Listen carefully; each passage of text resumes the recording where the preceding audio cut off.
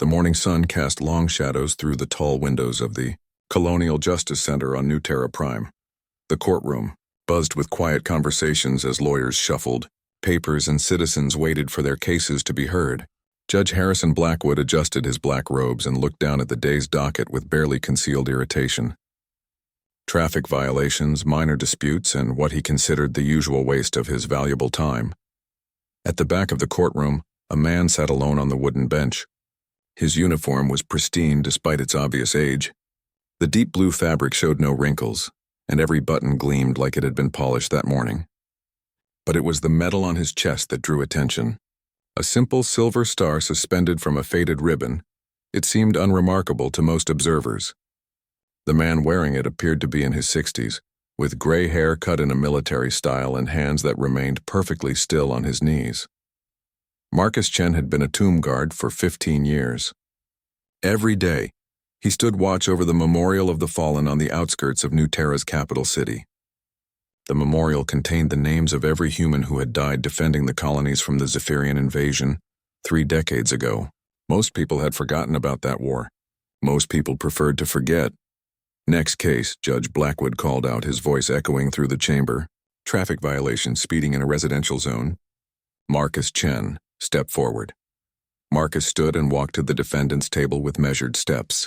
His posture remained straight, his eyes forward. He had been caught going 15 kilometers over the speed limit while rushing to get medicine for his sick neighbor's child. The fine would take most of his monthly salary, but he would pay it without complaint. "Mr. Chen," the judge said, glancing at the paperwork without looking up. "Says here you were doing 65 in a 50 zone. School zone, no less. What's your excuse?" "No excuse, Your Honor. I was speeding." "I accept responsibility." Judge Blackwood finally looked up, and his eyes immediately went to the medal on Marcus's chest. A smirk crossed his face. "What's that supposed to be? Some kind of costume jewelry?" The courtroom fell silent. Several people shifted uncomfortably in their seats. Marcus's expression didn't change, but something flickered in his eyes for just a moment. "It's a service medal, Your Honor." "Service medal?" Blackwood leaned back in his chair. "What kind of service? Mall security? Parking meter attendant?" A few people in the gallery gasped. Marcus's jaw tightened almost imperceptibly, but his voice remained steady. "I serve as a tomb guard at the Memorial of the Fallen, Your Honor." "Oh, one of those." The judge waved his hand dismissively. "Standing around all day pretending to be important. Tell me, Mr. Chen, do you think wearing that little trinket makes you special? Do you think it means you're above the law?" The prosecutor, a young woman named Sarah Martinez, looked uncomfortable. She had planned to recommend a reduced fine given Marcus's clean record and the circumstances. But the judge's attitude was making her hesitate to speak up. "I don't think I'm above the law, Your Honor. That's why I'm here." "Good. Because you're not." Blackwood's voice grew louder. "I don't care if you stand around some old monument all day. I don't care about your little dress-up medal. The law applies to everyone equally, and that includes tomb guards who think they're war heroes." The words hung in the air like poison. Marcus's hands remained perfectly still, but several people in the courtroom shifted angrily. An elderly woman near the front whispered something to her companion. Her face flushed with indignation. "Furthermore," the judge continued, clearly enjoying himself now, "I'm tired of people coming into my courtroom thinking they deserve special treatment because they wear uniforms or medals. This isn't a military court, Mr. Chen. This is civilian justice where your costume doesn't impress anyone." Marcus spoke quietly, his words carrying clearly through the silent courtroom. "I understand, Your Honor. I'm not asking for special treatment. I'm here to face the consequences of my actions like any other citizen. At least you understand that much." Blackwood made a note on his papers. "Given your attitude and your apparent belief that your job makes you some kind of hero, I'm inclined to impose the maximum fine. Maybe that will teach you some humility." Sarah Martinez finally found her voice. "Your Honor, if I may, the defendant has a clean driving record spanning 23 years, and the circumstances—" "I didn't ask for your opinion, Counselor." The judge cut her off sharply. "Mr. Chen, do you have anything else to say before I pass sentence?" Marcus looked directly at the judge for the first time. His voice was calm, respectful, but carried an undertone that made several people in the courtroom sit up straighter. "Only that some medals aren't worn for show, Your Honor. Some are worn to remember. Spare me the philosophy, Blackwood snorted. I sentence you to pay the maximum fine of 1,500 credits plus court costs. Maybe next time you'll think twice before. The heavy wooden doors at the back of the courtroom suddenly swung open. Every head turned as the sound of military boots echoed through the chamber. A figure in a crisp uniform strode down the center aisle, and conversations died instantly as people recognized the insignia of rank. The newcomer was a tall woman with silver hair pulled back in a tight bun. Her uniform bore the stars of a full general, and her presence seemed to fill the entire courtroom. She walked with purpose, her eyes fixed on the judge's bench, but her expression was unreadable. Judge Blackwood looked up from his papers, confusion replacing his earlier smugness. Excuse me, this is a closed proceeding. You can't just... The general stopped directly in front of Marcus Chen. She looked at him for a long moment, then turned her attention to the judge. When she spoke, her voice was clear and carried the authority of someone accustomed to being obeyed. Your Honor, I believe there's been a misunderstanding. General Elena Vasquez had not planned to visit the courthouse that morning. She had been reviewing personnel files in her office when her aide mentioned seeing a news report about a tomb guard appearing in traffic court.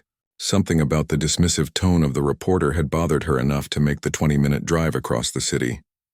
Now, standing in the courtroom and seeing the man at the defendant's table, she understood why her instincts had brought her here. General Vasquez, Colonial Defense Force, she announced, her voice cutting through the stunned silence.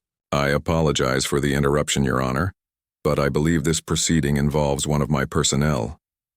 Judge Blackwood's face had gone pale. Military intervention in civilian courts was almost unheard of, especially from someone with the general's rank. This is highly irregular. This man is a civilian, and this is a civilian matter. That's where you're mistaken. The general's tone remained respectful but firm. Tomb guards at colonial memorials hold reserve military status. They're considered active personnel under Colonial Defense Code Section 12.7. I have jurisdiction here. Sarah Martinez quickly pulled up the relevant statute on her tablet, her eyes widening as she read. She had no idea tomb guards held military status. Even if that's true, Blackwood said, trying to regain his composure, this is still a simple traffic violation. Military or not, he broke civilian law. General Vasquez nodded slowly. You're absolutely right, Your Honor. Military personnel are subject to civilian law when off duty. But I'm curious about something. She turned to look at Marcus, who remained standing at attention. Sergeant Chen, may I ask why you were exceeding the speed limit? Marcus's eyes widened slightly at being addressed by his former rank. Ma'am, I was transporting emergency medication to a civilian's residence. The child was having an allergic reaction. I see. The general turned back to the judge. Your Honor, was this information presented to the court? Blackwood shuffled his papers nervously. The circumstances are irrelevant. The law is the law. Indeed it is. General Vasquez walked closer to the bench, and under military law, exceeding civilian speed limits while responding to a medical emergency is not only permitted, but encouraged when lives are at stake. Of course, that's only relevant if Sergeant Chen was acting in an official capacity. He's not a sergeant, the judge said quickly. He's just a tomb guard. He told me himself. The general's expression hardened. Your Honor, did you just refer to tomb guard duty as just standing around? What I meant was, because if you did, you've just insulted every fallen soldier whose memory Sergeant Chen protects. You've insulted their families, and you've insulted me. The temperature in the courtroom seemed to drop 10 degrees. Even the bailiff straightened his shoulders unconsciously. Now wait just a minute, Blackwood said, his voice rising. I don't care what rank you hold. This is my courtroom and I won't be lectured by anyone, military or otherwise. General Vasquez smiled, but there was no warmth in it. Of course not, Your Honor. This is absolutely your courtroom. But perhaps you'd be interested to know exactly who you've been lecturing. She reached into her jacket and pulled out a small tablet. Computer display service record for Marcus Chen. Colonial Defense Identification Number 774 Alpha 992. A holographic display materialized in the air above the tablet, visible to everyone in the courtroom. Marcus's service record appeared and several people gasped audibly when they saw the list of commendations and deployments. Sergeant Marcus Chen, the general read aloud, enlisted at age 18, served with distinction in the Outer Rim conflicts, participated in the defense of Haven Colony, the siege of Meridian Station, and She paused, looking directly at the judge. The Battle of Zephyr Prime. The name sent a murmur through the courtroom. Everyone knew about Zephyr Prime, even if they tried not to think about it. It was where humanity had almost lost everything. During the Zephyrian invasion, General Vasquez continued, Sergeant Chen's unit was tasked with defending Evacuation Zone 7. When the enemy broke through the main defensive line, his squad was ordered to fall back and preserve their lives. Marcus remained perfectly still, but his eyes had taken on a distant look. Sergeant Chen disobeyed that order. Instead, he and his squad held their position for 6 hours against overwhelming odds, allowing 3,000 civilians to escape. By the time reinforcements arrived, Sergeant Chen was the only survivor. The courtroom was absolutely silent now. Judge Blackwood had gone from pale to ashen. The medal Sergeant Chen wears, the general said, her voice carrying clearly to every corner of the room, is the Star of Valor. It's the highest decoration our military can bestow for heroism in combat. It's been awarded exactly 47 times in the past century. She walked over to Marcus and placed a hand on his shoulder. Sergeant Chen could have retired with full honors and a generous pension. Instead, he chose to become a tomb guard, spending his days protecting the memory of the 312 members of his unit who didn't come home from Zephyr Prime. Sarah Martinez had tears in her eyes. Several people in the gallery were openly weeping. Even the bailiff was struggling to maintain his composure. So when you ask if his medal makes him special, General Vasquez said, turning back to Judge Blackwood, the answer is yes. It makes him one of the most special people in our entire civilization. It makes him a hero who saved 3,000 lives and then chose to spend the rest of his life honoring his fallen brothers and sisters. Judge Blackwood's hands were shaking. I didn't know. Of course you didn't know. The general's voice was ice cold. Because you didn't bother to ask. You saw a medal you didn't recognize on a man in a job you didn't respect, and you decided to humiliate him in front of a room full of people. The judge tried to speak, but no words came out. Sergeant Chen, General Vasquez said, her tone becoming warmer. On behalf of the Colonial Defense Force, I apologize for the disrespect you've endured here today. It's unacceptable and it won't stand. Marcus finally spoke, his voice quiet but steady. Ma'am, the judge was just doing his job. I did break the speed limit, yes you did, while saving a child's life. She turned to face the courtroom. Ladies and gentlemen, this is what a real hero looks like. Someone who takes responsibility for his actions, even when those actions were motivated by the desire to help others.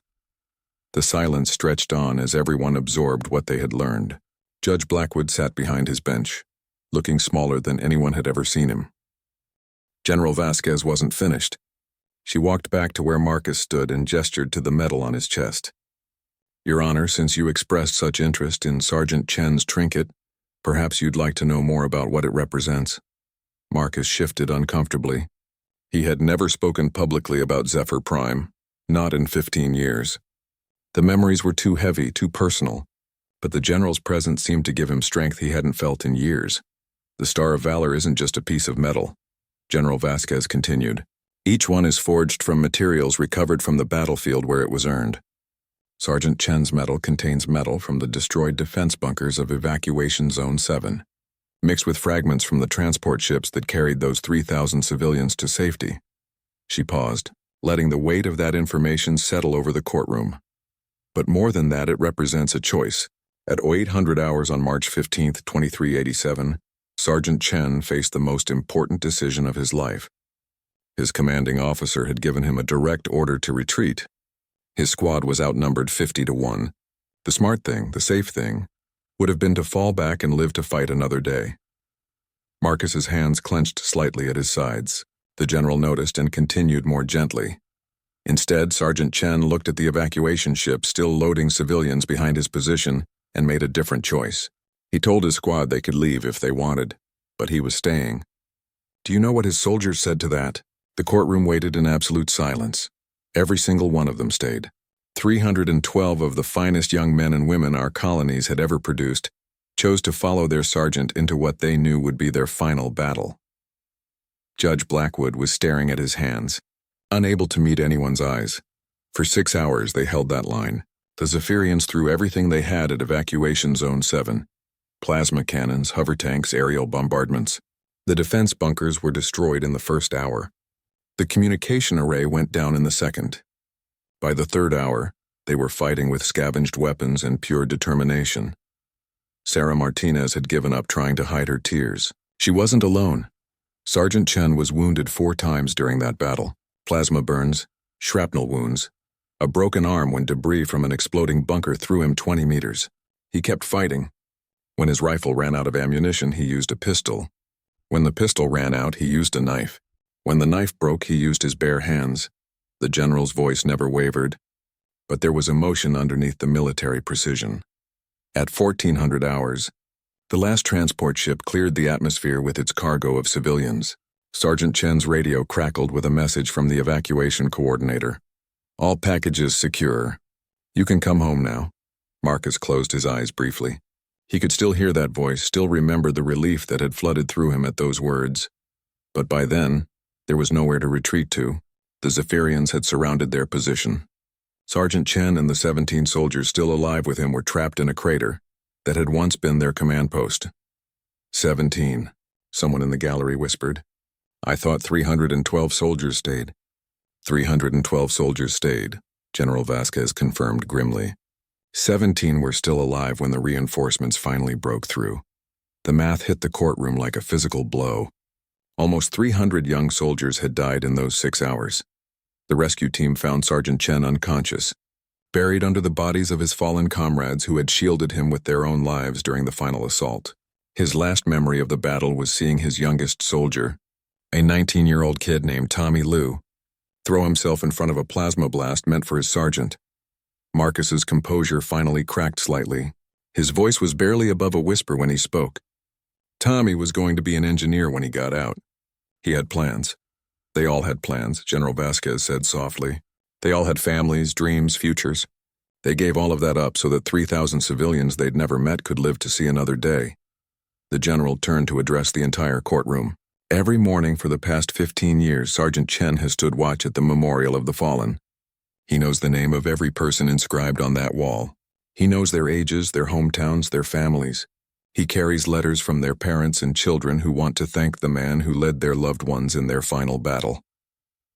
Judge Blackwood finally looked up, and there were tears streaming down his face. I'm so sorry. I had no idea. The families visit him there, the general continued, ignoring the judge's apology.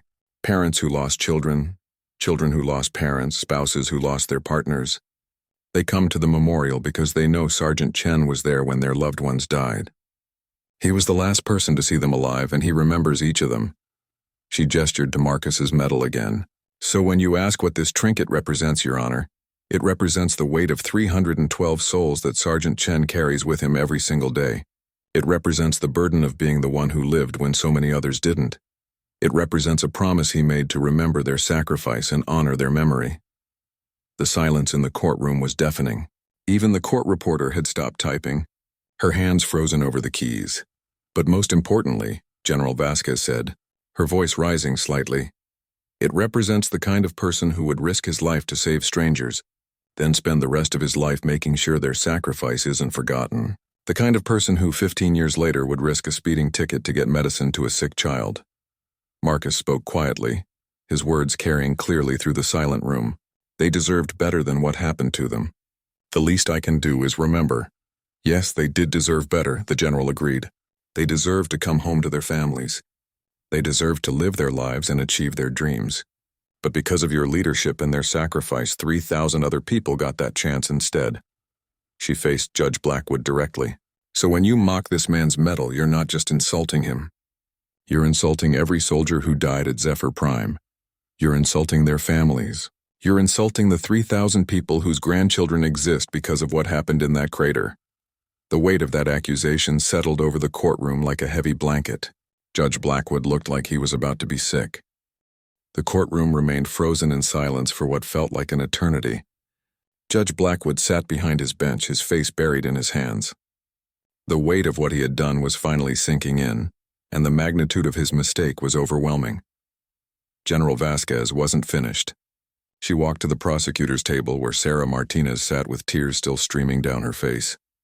Counselor Martinez, I believe you mentioned that Sergeant Chen has a clean driving record? Sarah nodded, not trusting her voice. She cleared her throat and managed to speak. 23 years without a single violation, General. Not even a parking ticket. And the circumstances of this particular incident? He was rushing to deliver emergency medication to a child experiencing anaphylactic shock. The little girl's parents had called him when they couldn't reach emergency services due to a communication system failure in their sector. General Vasquez nodded. So not only did Sergeant Chen risk his own safety to help a stranger's child, but he did so when official emergency services were unavailable. That's correct. Ma'am? The general turned to address the gallery. Ladies and gentlemen, I want you to understand something about the man standing before this court today. Sergeant Chen could have chosen any life after the war. The colonial government offered him a position as a military advisor with a six-figure salary. The president wanted to appoint him as director of Veterans Affairs. 3 different universities offered him full professorships in their military history departments. Marcus shifted uncomfortably. He had never wanted attention or accolades. All of those offers had felt wrong somehow, like profiting from his friends' deaths. He turned them all down, the general continued. Instead, he chose to live on a tomb guard's salary, which is barely above minimum wage. He chose to spend his days standing in all weather, protecting a memorial that most people drive past without a second thought. An elderly man in the gallery stood up slowly. He was wearing a veteran's cap and leaning heavily on a cane. General, if I may? Of course, sir. My grandson was in Sergeant Chen's unit. Tommy Liu was my grandson. A collective gasp went through the courtroom. Marcus turned to look at the old man, his eyes wide with recognition. Mr. Liu, Marcus said softly, I didn't know you were here. I come to court sometimes, the elderly veteran replied. I'm a retired lawyer. I wanted to see how civilian justice worked these days. His voice hardened as he looked at Judge Blackwood. I'm disappointed by what I've witnessed. The old man slowly made his way down the aisle, his cane tapping against the floor with each step. My grandson wrote to me about Sergeant Chen. He said Chen was the kind of leader who would share his rations with hungry soldiers and give up his sleeping bag to someone who was cold. He stopped next to Marcus and placed a weathered hand on his shoulder. Tommy's last letter mentioned that Sergeant Chen had recommended him for promotion, said he had the best tactical mind in the unit and would make a fine officer someday. Marcus's voice was barely audible. He would have. Tommy was brilliant. Tommy also wrote that if anything happened to him, he wanted his family to know that he served under the best sergeant in the Colonial Defense Force, a man who treated his soldiers like family and would never ask them to do anything he wouldn't do himself. Mr. Liu turned to face Judge Blackwood. Your Honor, when you mocked this man's medal, you mocked my grandson's sacrifice. You mocked the choice Tommy made to stand with his sergeant when he could have retreated to safety. The judge tried to speak, but the old man wasn't finished. I've been practicing law for 47 years. I've seen good judges and bad judges, fair proceedings and biased ones. But I've never seen a member of the judiciary deliberately humiliate a war hero for wearing the medal he earned with his blood and his brother's lives. Another person stood up in the gallery, then another. Within moments, nearly everyone in the courtroom was on their feet. They weren't speaking, just standing in silent respect for Marcus and silent condemnation of what they had witnessed. Judge Blackwood looked around the courtroom at all the standing figures and realized that his career had just ended. Not just because of the military implications, but because of what the people in his community now knew about his character. General Vasquez pulled out her communication device. Computer, connect me to Colonial Command. A holographic display appeared, showing the seal of the Colonial Defense Force. Within seconds, a stern-faced admiral appeared on the screen. General Vasquez, what's your status? Admiral Torres, I'm in a civilian courtroom where one of our decorated veterans has been subjected to public humiliation by a sitting judge. I need an immediate review of this proceeding under Colonial Defense Code Section 15.3. The admiral's expression darkened. Are you telling me that a civilian judge has insulted a military medal recipient? Not just any medal recipient, sir. A Star of Valor recipient. The judge referred to Sergeant Chen's medal as a trinket and costume jewelry. He suggested that tomb guard duty was just standing around pretending to be important. Even through the hologram, everyone in the courtroom could see Admiral Torres's face flush with anger. General, you have my authorization to file formal charges under the Military Respect Act. I'll also be contacting the Civilian Judicial Review Board immediately. Understood. Sir? The Admiral leaned forward. General, is Sergeant Chen the Marcus Chen from Zephyr Prime? Yes, sir. Dear God. The Admiral's voice dropped to a whisper. He's been working as a tomb guard all these years? Yes, sir. At the Memorial of the Fallen. I had no idea. Admiral Torres straightened. General, please convey to Sergeant Chen that he has the full support of Colonial Command. If he needs anything at all, he has only to ask. I will, sir. The connection ended and General Vasquez turned back to Judge Blackwood. Your Honor, I'm sure you heard that conversation. You now have formal military charges pending against you under the Military Respect Act. Those charges carry a potential penalty of up to 5 years in prison and a 50,000 credit fine. The judge had gone completely white. General, please, I made a mistake. I didn't know. You didn't know because you didn't care to know, she cut him off. You saw a man in uniform wearing a medal, and instead of showing respect or even basic courtesy, you chose to mock and humiliate him. Sarah Martinez finally found her voice again. Your Honor, in light of the circumstances, I move to dismiss all charges against Sergeant Chen. Seconded, called out Mr. Liu from the gallery.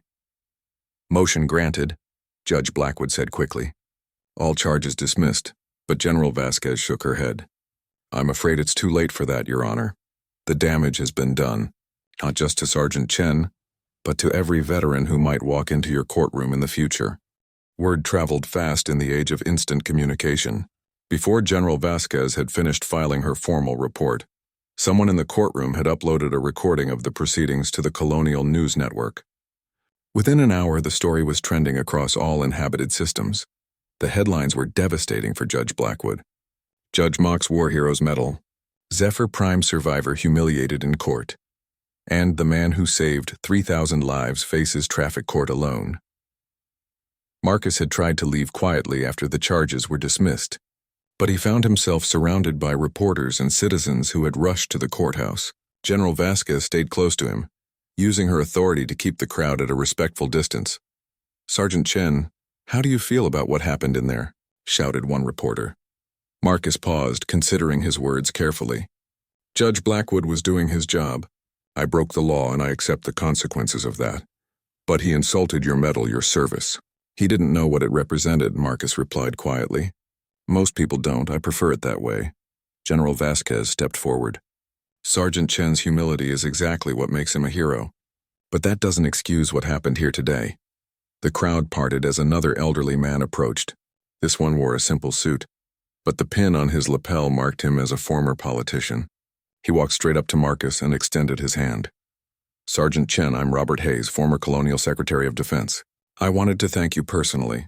Marcus shook the offered hand. Sir, that's not necessary. Yes, it is. Hayes's voice carried clearly to the surrounding crowd. My daughter was on one of those evacuation ships from Zephyr Prime. She was 12 years old then. She's 37 now with children of her own. They exist because you and your soldiers held that line. The crowd fell silent. Hayes continued, his voice thick with emotion. Every year on the anniversary of the battle, my family holds a memorial dinner. We toast the soldiers who saved my daughter's life. For 15 years, we've been toasting a ghost because we thought Sergeant Chen had died with his unit. He turned to address the crowd. This man is the reason my grandchildren exist.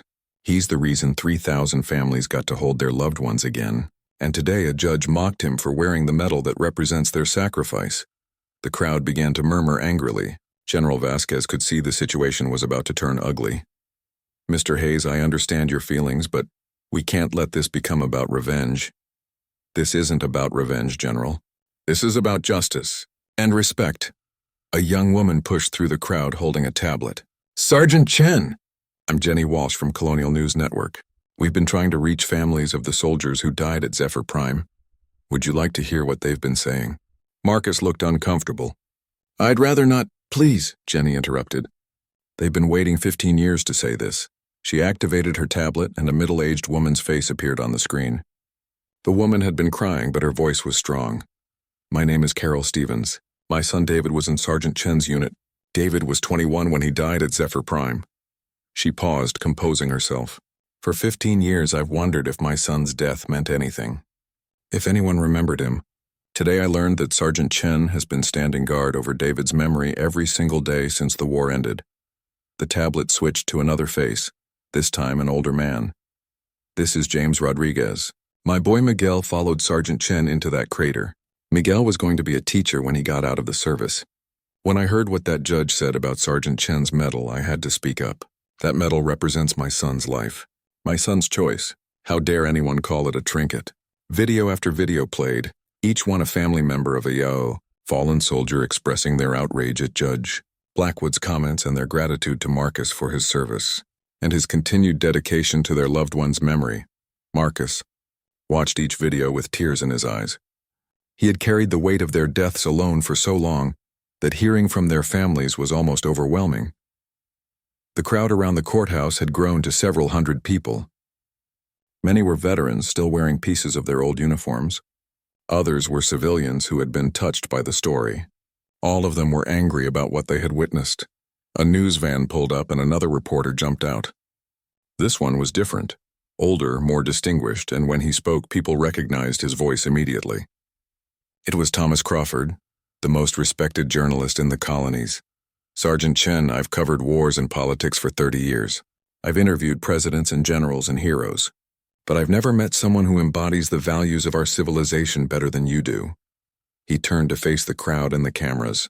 Ladies and gentlemen, what we witnessed in that courtroom today wasn't just the humiliation of one man. It was an attack on everything our society stands for: duty, honor, sacrifice, remembrance. The crowd erupted in agreement. Judge Harrison Blackwood saw a man in uniform wearing a medal and chose to mock him rather than show respect. He had no idea what that medal represented, and he didn't care to find out. Crawford's voice rose. But this isn't just about Judge Blackwood. This is about all of us. How many times have we walked past veterans without acknowledging their service? How many times have we taken for granted the sacrifices made by people like Sergeant Chen? The reporter gestured toward Marcus. This man saved 3,000 lives and then chose to spend his life honoring his fallen comrades. While others pursued wealth and fame, he chose service and remembrance. While others forgot about the war, he made sure the dead were never forgotten. The crowd was hanging on every word. The question now is, what are we going to do about it? Are we going to let this slide? Are we going to accept that a sitting judge can publicly humiliate a war hero and face no consequences? Someone in the crowd shouted, "What can we do?" General Vasquez stepped forward. The military will handle the formal charges, but the civilian response needs to come from you, the people. Judge Blackwood serves at the pleasure of the colonial government, which serves at the pleasure of the voters. There's going to be a judicial review hearing, another voice called out. We should all be there. Yes, Crawford agreed. But more than that, we need to make sure this never happens again. We need to educate ourselves about the sacrifices made for our freedom. We need to visit the memorial of the fallen and learn the stories of the people whose names are inscribed there. He looked directly at Marcus. And we need to make sure that Sergeant Chen knows that his 15 years of lonely vigil weren't ignored.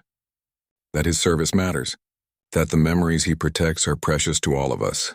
The crowd erupted in applause. Marcus stood quietly in the center of it all, overwhelmed by the attention but grateful that his soldiers' stories were finally being told.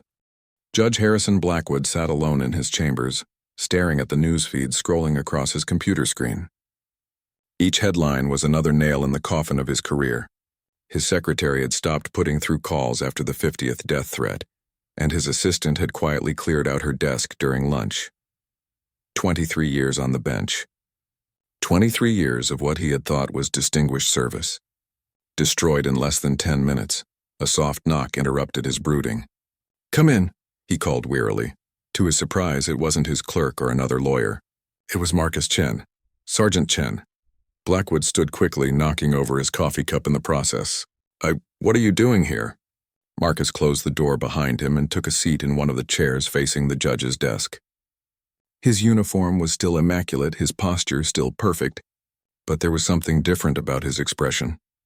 "I wanted to talk to you before things went any further." Blackwood sat back down slowly. "I owe you an apology. A huge apology. What I said in there was inexcusable. You're right, it was." Marcus's voice was calm but firm. "But I didn't come here for an apology." "Then why?" Marcus was quiet for a long moment, choosing his words carefully. 26 years ago, I was an angry young man who thought the whole universe owed me something. I joined the military because I was looking for a fight, not because I wanted to serve. Blackwood listened, confused about where this was going. My first commanding officer was a colonel named Patricia Reeves. She was tough, fair, and she didn't tolerate disrespect from anyone. I thought I knew better than she did about everything. Marcus's expression softened slightly. One day during training exercises, I mouthed off to her in front of the entire unit, called her leadership into question, suggested she didn't know what she was doing. I was young, stupid, and full of myself. What happened? She could have had me court-martialed, could have ended my career before it started. Instead, she took me aside and told me something I've never forgotten. Marcus leaned forward.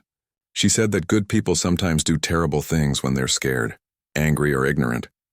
The measure of a person isn't whether they make mistakes, it's what they do after they realize they've made them. Blackwood felt his throat tighten. Sergeant, I appreciate what you're trying to do, but what I did today wasn't just a mistake. It was cruel. It was deliberate. Yes, it was, Marcus agreed. But I don't think you're a cruel person. I think you're someone who made a terrible decision in a moment when you weren't thinking clearly. The judge's computer chimed with another news alert. The headline read, Colonial Senate calls for judge's immediate removal. It doesn't matter what you think of me, Blackwood said bitterly. My career is over. My reputation is destroyed. I'll be lucky if I don't end up in prison. Maybe, Marcus said, but that's not what I'm here to talk about. He reached into his pocket and pulled out a small data pad. Do you know what this is? Blackwood shook his head. It's a list of every person who died at Zephyr Prime. Not just my unit, but everyone. 3,741 names. Their ages, their hometowns, their families. Marcus activated the pad, and holographic text began scrolling through the air between them. Private Jennifer Walsh, age 19, from New Boston. She wanted to be a veterinarian. Corporal Michael Torres, age 22, from Haven Colony. He was engaged to be married. Lieutenant Sarah Kim, age 25, from Terra Prime. She had a 3-year-old daughter. The names kept scrolling. Blackwood watched in fascination and growing horror. I memorized all of them, Marcus continued. Every single name, every story I could find. It took me 3 years. Why? Because someone should remember them as people, not just statistics. Someone should know that they had dreams and families and futures that were cut short. Marcus deactivated the pad. The families of these soldiers don't want revenge against you, Judge Blackwood. They want remembrance. They want their loved ones' sacrifices to mean something. I don't understand what you're asking of me. I'm not asking anything. I'm offering something. Marcus stood up. If you want to make amends for what happened today, don't waste time feeling sorry for yourself. Do something useful with whatever time you have left. Blackwood looked up at him. Like what? Learn their names. Learn their stories. When you're removed from the bench, and you will be, find a way to honor their memory. Visit the Memorial of the Fallen. Talk to their families. Make sure people remember why freedom isn't free. The judge was quiet for a long time. Finally, he spoke. Why would you want to help me? After what I did? Marcus walked toward the door, then paused. Because Colonel Reeves was right. Good people sometimes do terrible things, and because every person deserves a chance to do better. He opened the door, then looked back. There's going to be a memorial service this weekend for the families who couldn't afford to attend the original dedication ceremony. If you come, if you listen to their stories, maybe you'll understand what that medal really means. After Marcus left, Blackwood sat in his empty chambers for hours. Outside, protesters continued to gather, calling for his resignation. Inside, he stared at the news feeds and tried to process what had just happened. Finally, he picked up his phone and dialed a number he hadn't called in years. Patricia? It's Harrison Blackwood. I know it's been a long time, but I need to ask you something about redemption. On the other end of the line, retired Colonel Patricia Reeves listened as the broken judge told her about the worst day of his career and asked if it was possible to come back from something so terrible. Harrison, she said gently, redemption isn't about erasing your mistakes. It's about making sure they lead to something better. That evening, Judge Harrison Blackwood submitted his resignation to the Colonial Judicial Council. In his resignation letter, he wrote, I have failed in my duty to serve justice with dignity and respect. My actions today were a disgrace to the bench and an insult to every person who has served our colonies with honor. I resign effective immediately and will spend whatever time I have left trying to understand the true meaning of service and sacrifice. The news of his resignation broke just as the evening memorial service was beginning at the Memorial of the Fallen. Marcus read the letter aloud to the gathered families, and when he finished, an old woman in the front row spoke up. "Good," she said. "Now maybe he can start learning what real honor looks like." 6 months later, the Memorial of the Fallen looked different. What had once been a quiet, overlooked monument had become a place of pilgrimage. Every day, dozens of people visited to read the names, leave flowers, and speak with the tomb guard, who had become something of a living legend. Marcus still stood his daily watch, but he was no longer alone. The Colonial Defense Force had assigned additional guards to help manage the crowds and assist with the educational programs that had sprung up around the memorial. School children came in organized groups to learn about the Zephyrian War. Veterans visited to pay their respects. Families traveled from across the colonies to see where their loved ones were remembered. But perhaps the most remarkable change was the man who came every Saturday morning. Harrison Blackwood arrived at precisely 800 hours, wearing a simple civilian suit and carrying a small bouquet of flowers. He would place them at the base of the memorial, then spend the next 4 hours reading names aloud for any visitors who wanted to listen. He had memorized over 1,000 of them so far, along with their stories. Private Amanda Foster, age 20, from Meridian Station, he would say in his clear, judicial voice. She was studying to be a teacher. Her parents said she wanted to work with special needs children. The first time he had shown up, Marcus had been surprised but not entirely shocked. The man who had mocked his medal had become one of the memorial's most dedicated volunteers. Corporal David Kim, age 23, from New Seoul Colony. He was an artist who painted landscapes of his homeworld. His final painting hangs in his parents' living room. Today was special, though. Today marked the 15th anniversary of the Battle of Zephyr Prime, and the largest memorial service in the colony's history was about to begin. General Vasquez arrived early to help with preparations. She had been promoted to head of Colonial Veterans Affairs, a position she had accepted on the condition that tomb guards across all colonies receive full military honors and substantial pay increases. "How are you holding up, Sergeant?" she asked Marcus as they watched the crowds gather. "It's overwhelming sometimes," he admitted. "All this attention. I never wanted to be famous." "You're not famous for seeking glory," she replied. "You're famous for doing your duty and honoring your fallen. There's a difference." President Morrison himself was scheduled to speak at the ceremony, along with Admiral Torres and several family members of the fallen, but the keynote address would be given by someone unexpected. At 1100 hours, as the ceremony began, Marcus took his place at the podium. He still preferred the quiet dignity of his daily watch, but he had learned that sometimes the living needed to hear from the dead through those who remembered them. 15 years ago, he began, his voice carrying clearly across the assembled crowd of over 10,000 people. 312 of the finest young men and women I've ever known made a choice that saved 3,000 lives. He paused, looking out at the sea of faces.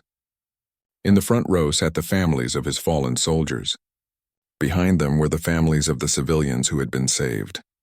And scattered throughout the crowd were veterans from every branch of service, all wearing their medals with pride. They didn't die as heroes in some grand battle for glory. They died as young people who chose to do their duty when duty meant certain death. They died as friends protecting strangers. They died as soldiers following a sergeant who asked them to hold a line that couldn't be held. Marcus's voice never wavered, but emotion was clear in every word. For 15 years I've stood guard over their memory, but I realize now that I was never really alone. Every person who visits this memorial, every child who learns their names, every veteran who salutes their sacrifice carries a piece of them forward. He gestured toward the crowd. You are all guardians of their memory now. You are all responsible for making sure their sacrifice continues to mean something. The applause was thunderous, but Marcus raised his hand for quiet. There's someone else I'd like you to hear from today, someone who learned the hard way what it means to honor our fallen. He gestured toward the side of the memorial, where Harrison Blackwood stood waiting. The former judge looked nervous but determined as he approached the podium. 6 months ago, Blackwood began, his voice shaking slightly, I made the worst mistake of my professional life.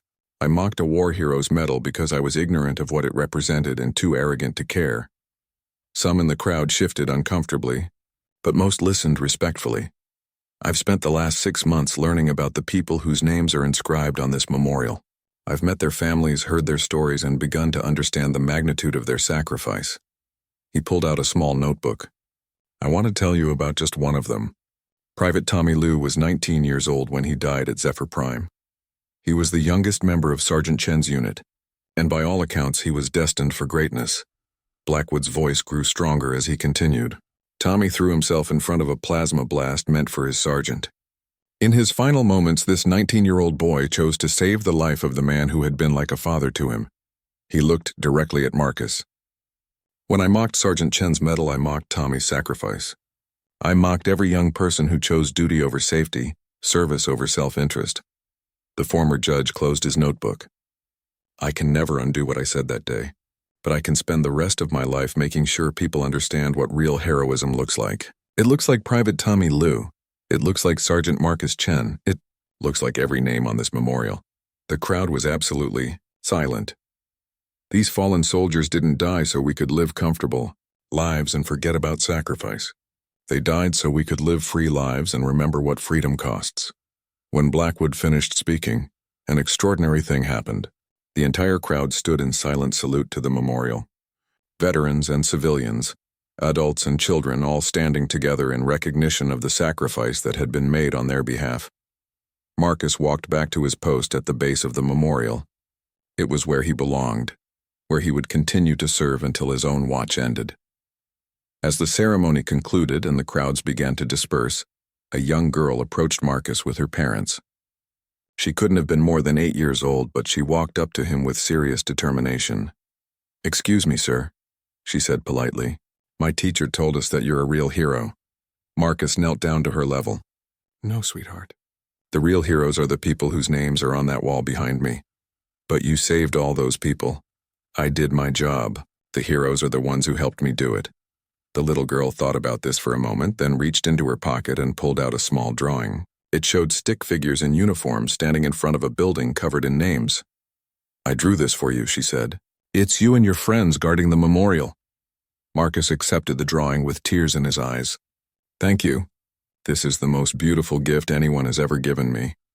As the girl and her parents walked away, General Vasquez approached. "Still think you don't deserve the attention?" Marcus looked down at the child's drawing, then up at the memorial wall covered with the names of his fallen comrades. "Maybe the attention isn't for me," he said quietly. "Maybe it's for them. Maybe my job isn't just to guard their memory, but to help other people understand why their memory matters." He carefully folded the drawing and placed it in his pocket, right next to his heart. Then he resumed his position and began another day of standing watch over the fallen, knowing that he was no longer standing alone. The memorial of the fallen had become more than a monument. It had become a symbol of how ordinary people could become extraordinary through service, sacrifice, and the simple act of remembering those who came before. And at its heart stood a tomb guard who had learned that sometimes the greatest honor isn't in being remembered as a hero, but in making sure that real heroes are never forgotten.